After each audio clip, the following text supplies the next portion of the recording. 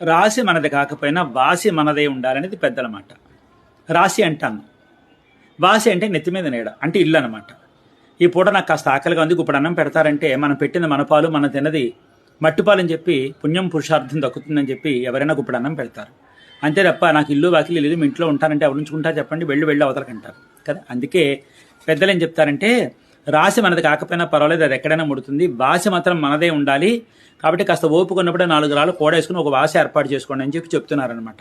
అంటే గతంలో ఇదే మాట చెప్పాను అనుకోండి, కాదని నన్ను చెప్పి చాలా రోజులైంది కదా, ఒకసారి పునశ్చరణ చేసినట్టు ఉంటుంది, అంటే జ్ఞాపకం చేసినట్టు ఉంటుందని మళ్ళీ ఈ వార్త చెప్తున్నాను అనమాట.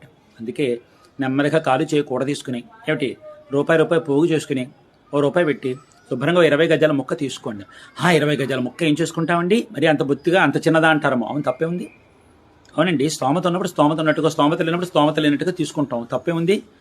ఒక ఒంటిలో వేసుకుంటాం, గది వేసుకుంటాం, కలిగి ఉన్నది ఏదో పచ్చడి మీద తింటాం, 4 పక్కల 4 రేకులు నెత్తి మీద 1 రేకు పడేసుకుంటాం, అయిపోయింది.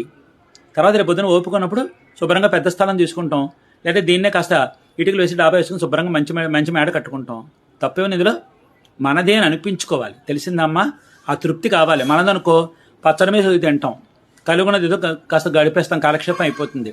20 గజాల మొక్కన్న ఏమీ నష్టమేమీ లేదు, తీసుకోండి. కాలు చేయకూడదు తీసుకున్నాక తర్వాత మళ్ళీ పెద్ద స్థలం తీసుకుందిలే, నష్టమేముంది ఇందులో. ఓపుకున్నప్పుడే కాస్త స్థలం ఏర్పాటు చేసుకోండి.